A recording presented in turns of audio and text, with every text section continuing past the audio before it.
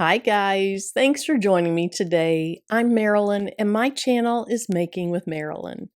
Now I have a friend whose birthday is coming up and one of the things that she loves is true crime. So watching true crime shows, listening to true crime podcasts. So one of the things I'm going to put in her birthday box is a sublimation tumbler that has a true crime theme. So here's what I'm going to use on the video today when I make this tumbler. I'm going to use an old-fashioned manual tumbler press. I'm going to use a sublimation tumbler that I bought off of Amazon, but it's a Hippo tumbler. I'm going to use some heat-resistant tape. I'm going to use some butcher paper. That's just to protect the platen of my heat press. I'm going to use a metal ruler and a rotary tool or a rotary cutter. When I use that, I will actually use this cutting mat to protect my table. Then I have some scissors. Now, in addition to those things, of course, I have my design. It is backwards because you mirror your images when you're doing sublimation most of the time, but it is a super cute true crime design.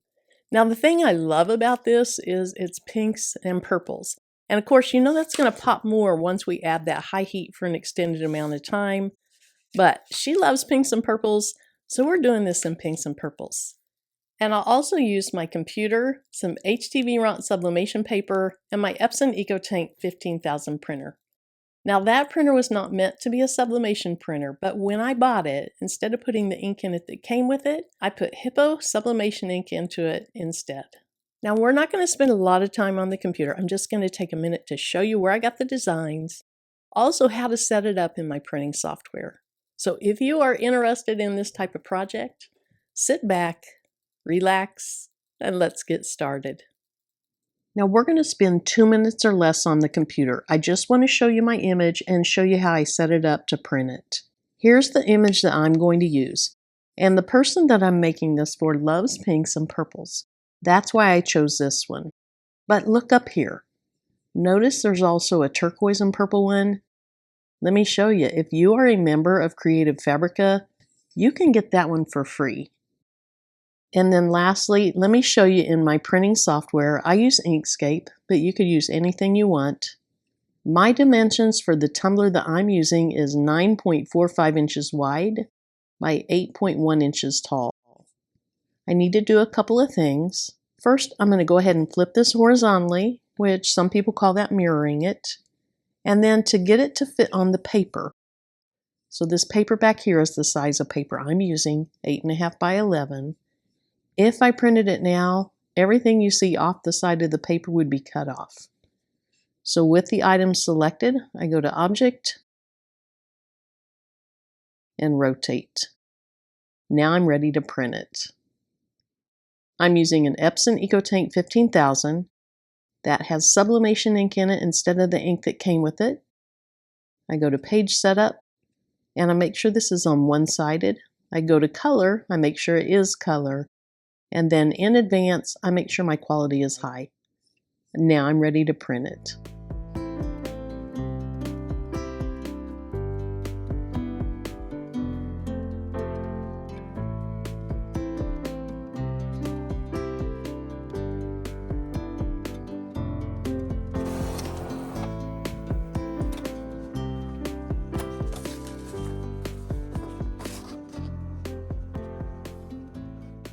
Here's how the print turned out, and it turned out really cute. I love the colors, and you know with sublimation, they're going to get even more vibrant once we add that heat. Now I'm going to go ahead and set this aside, let it dry for a few minutes. And while I do that, I'm going to go ahead and clean my tumbler. Now this is a Hippo tumbler, and I think I bought this as part of an 8-pack. And so in the box, you get the tumbler, you get the lid, and then inside here, you have the little rubber thing that goes on the bottom after you sublimate it. Don't put it on until you're done sublimating it. Then in your larger box, you also got your cleaning brushes and your straws. To clean these, I use 90% rubbing alcohol. I spray a little bit on a paper towel, and I just wipe them down. Rubbing alcohol dries really quickly, so it really doesn't take long for this to dry at all. Now I'll go ahead and set it aside, and then you want to make sure your surface is really dry. Also, don't have your sublimation print anywhere around here when you're cleaning it because you don't want to get any alcohol, any water. You don't want to get anything on that image.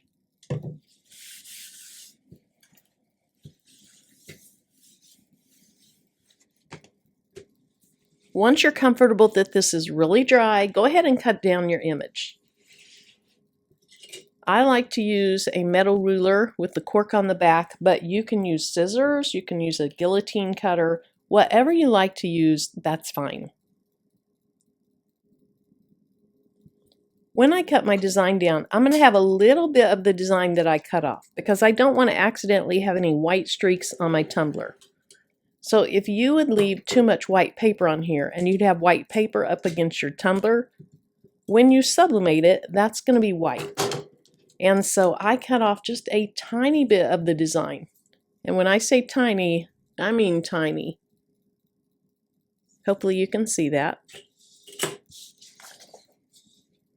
I'm going to cut down all 4 sides, and I'm going to use that same rule, cutting off just a tiny bit of the design.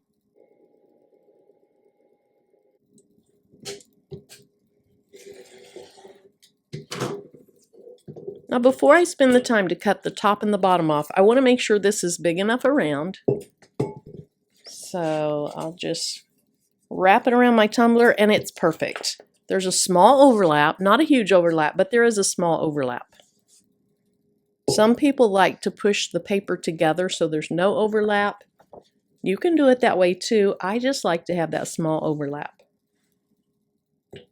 I'm always worried if I push it together that I'm going to have a little white streak down it, so I just do the overlap.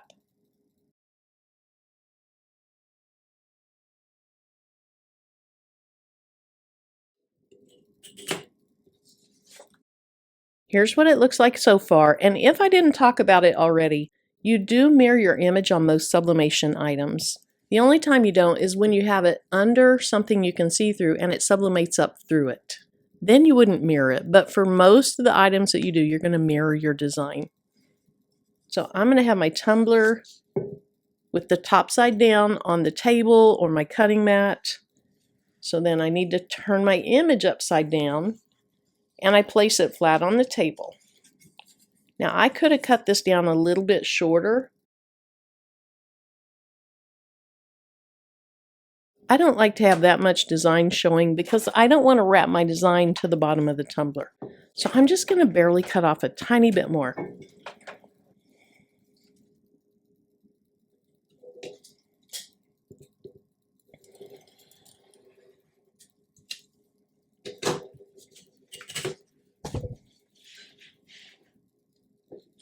So I have my tumbler top side down on the table, and then my image is going to be upside down, and I'm going to put that flat on the table. Now, is there a certain side I need to have down? I don't think there is. So now I'm just going to set my tumbler down and tightly wrap this paper around. I want to make sure this is pretty even at the top. And it looks like it's good. So now I'm going to take some heat-resistant tape, and the first piece of tape I'll put is just over the center. When I'm placing that first piece of tape down, I want to make sure that I tape it from the top piece of paper over the bottom piece of paper.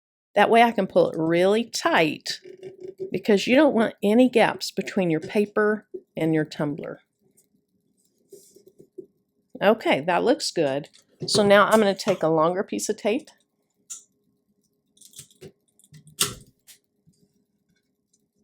I'll place it on the top piece of paper, kind of stick it down, and then once again I'm going to squeeze my paper together so it's super tight.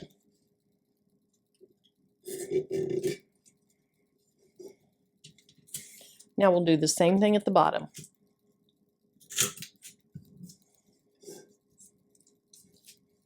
Again, putting the tape on the top piece of paper, squeezing that paper together so you don't have any gaps between the paper and the tumbler, and then just tape that down. And then I just take this spare tape and I pull it tightly around the bottom of the tumbler. Now, I don't like to go around the bottom of the tumbler, so when we're done, you might see a tiny white streak at the bottom. I don't really think you will on this one. Sometimes you do, and I would much rather have that than have those white pucker marks at the bottom that you can get when you're folding your paper over the bottom of the tumbler.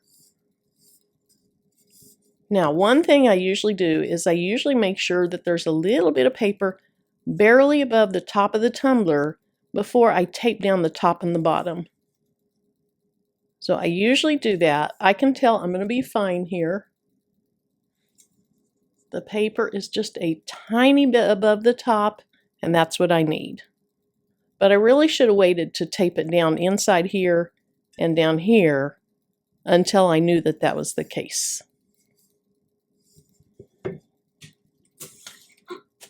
So I'm going to take a long piece of tape,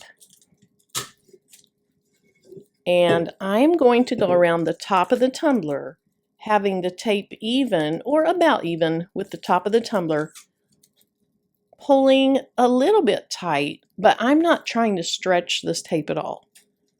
I just want it to be, that was not long enough. I just want it to be somewhat tight, but again, I'm not stretching it. I'll do that on the second piece of tape.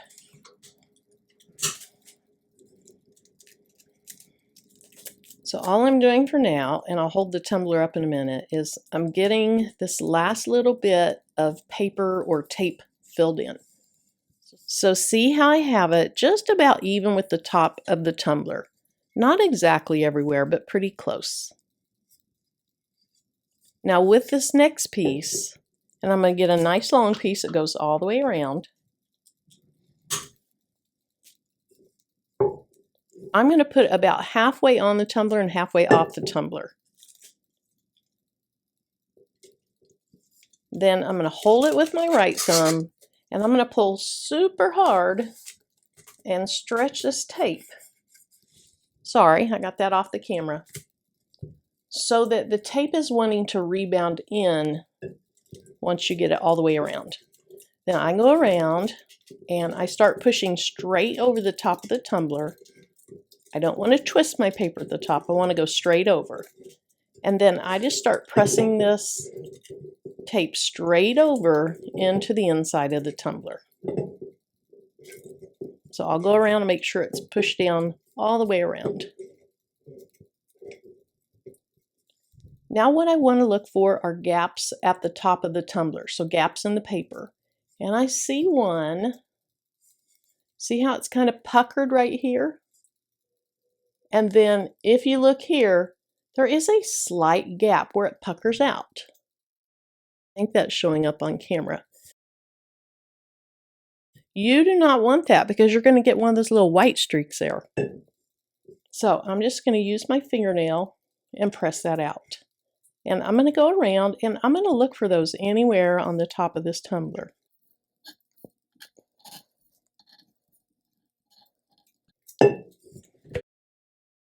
Then if you have something that's kind of hard and plastic, you can also go around it and press that down. And then lastly, if you have something to protect your table, you can press this down on top of something like a cutting mat. Anything to get that really up against the tumbler without a gap. Now I'm going to do the exact same thing down here. I'll fast forward through that. Then I'll come back and we'll be ready to cook this tumbler.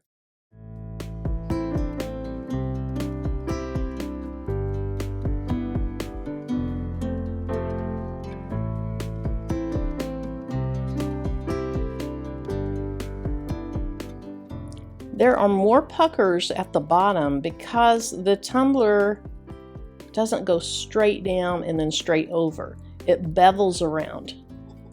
And so spend a little bit more time at the bottom of this tumbler to try to get those little pucker marks pressed out.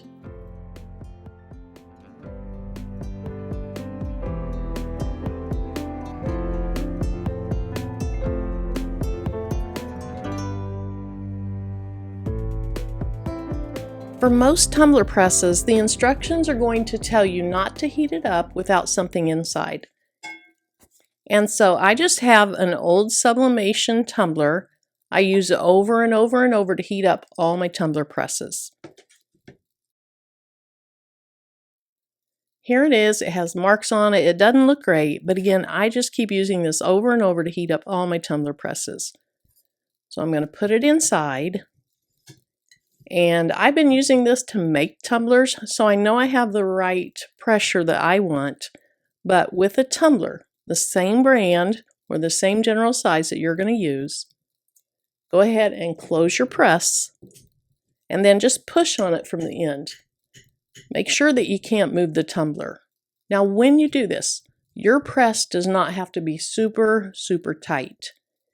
If you have your press with so much pressure, then you can often see little indentations or marks from the tape in your tumbler or in the finish of your tumbler, and you don't really want that. So just remember, it doesn't have to be super duper tight. Tight enough when it's cold to hold this tumbler in place, and as it heats up, that platen or that heat press wrap in there, it is going to expand a little bit, and so the pressure will increase some. Okay, I'm going to go ahead and turn this on. And then I'm going to check my settings. So you hit the set button. It shows I have it set for 385. Press it again. It shows I'm doing it for 50 seconds. I'm going to go ahead and let this heat up. What I'll do is I will press it at 385 for 50 seconds. There, press set and it's going to heat up. So I will press this for 50 seconds at 385 with the seam toward me. After 50 seconds, I'll rotate it, put the seam to the back. I'll do it for 50 more seconds. Now, I used to do 2 additional rotations for 20 seconds each, and I've just found that isn't necessary. So let's go ahead and let this heat up. Then I'll take my prep tumbler out of there, set it to the side. Now, you need to have something to put it on so it's not going to burn your table. So I'm just going to use this little Cricut pressing mat, put it over here. Then I will go ahead and wrap my tumbler in some butcher paper just to protect the heat press or the tumbler press. And I kind of use it as a cradle. You'll see that here in just a minute. Now, as this is heating up, I want to look down this line and make sure the gap looks about even, because it almost looks like it's a little closer over here than it is over here. If I need to, I will adjust one of these pressure knobs so that that gap is even. So I feel this end might ever so slightly be closer together. So I'm going to give this one little twist. Hopefully I don't have too much pressure on it now. And actually I'm going to back this off just a tiny bit. Again, as this heats up, that pressure does increase. I think the heat just causes that mat in there to expand some. And so you might find that your pressure is a little too much after it heats up. That's all the way up to temperature. So I'll open this and then let's take that little heater tumbler out. It is extremely hot, so we're going to place it right over here on this Cricut pressing mat. Now, as I said before, I like to use my butcher paper kind of as a paper cradle. So I don't wrap it all the way around the tumbler. I set my tumbler in the paper and I'm going to have the seam toward me.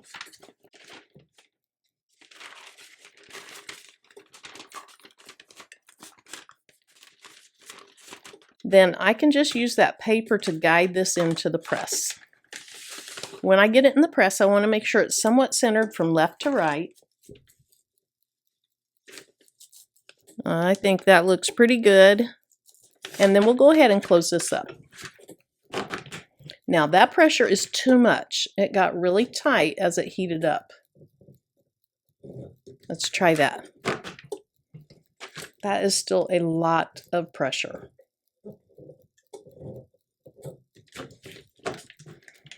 All right, that's better. That's still a decent amount of pressure, but I don't think it's so much that it's going to leave indentations in my tumblers.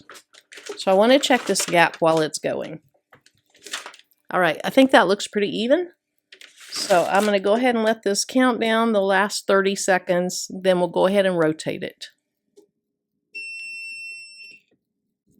So we're going to open this up.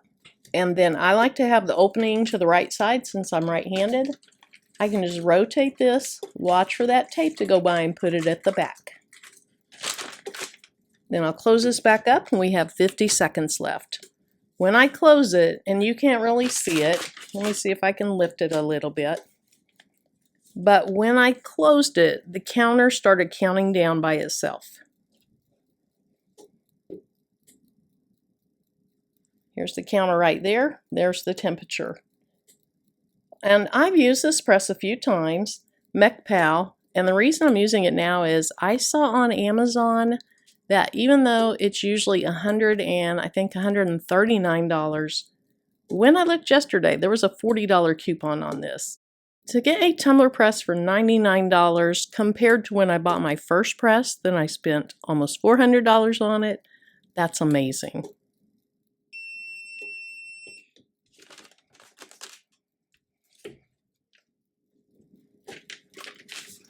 Just like this other one, and it's still pretty hot over here, but I can touch it. I'll set this here and I'm going to let it cool down for a few minutes. It is really good practice to let it cool down some.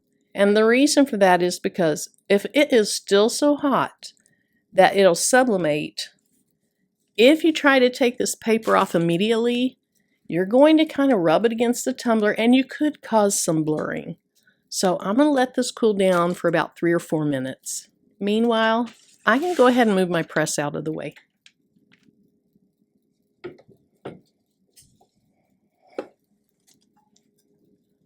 While we're letting that cool down, let's talk about designs for just a minute.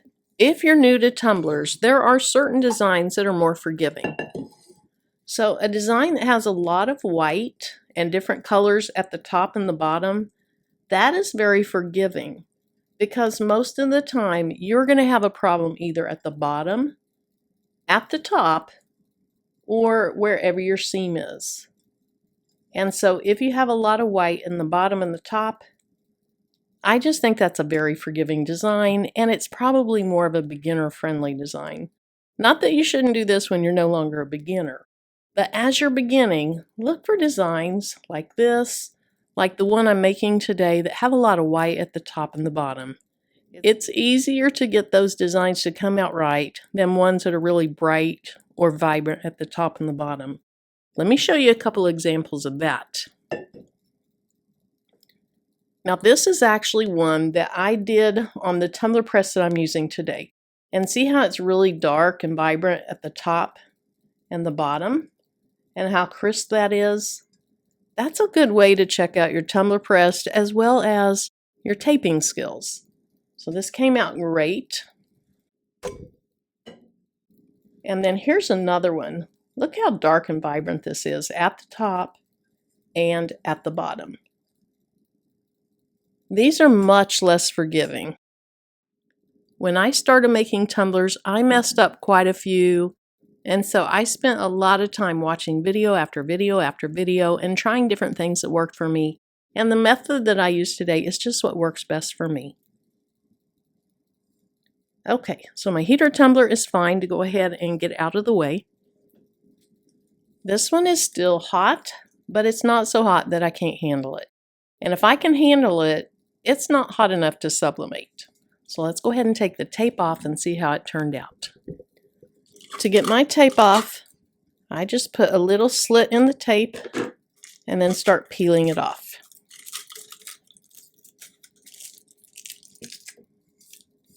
You can do that at the top, you can do it at the bottom.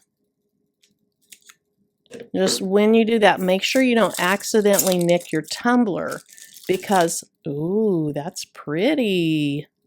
I don't want you to see it yet. You have to wait for the big reveal. But you can accidentally nick your tumbler.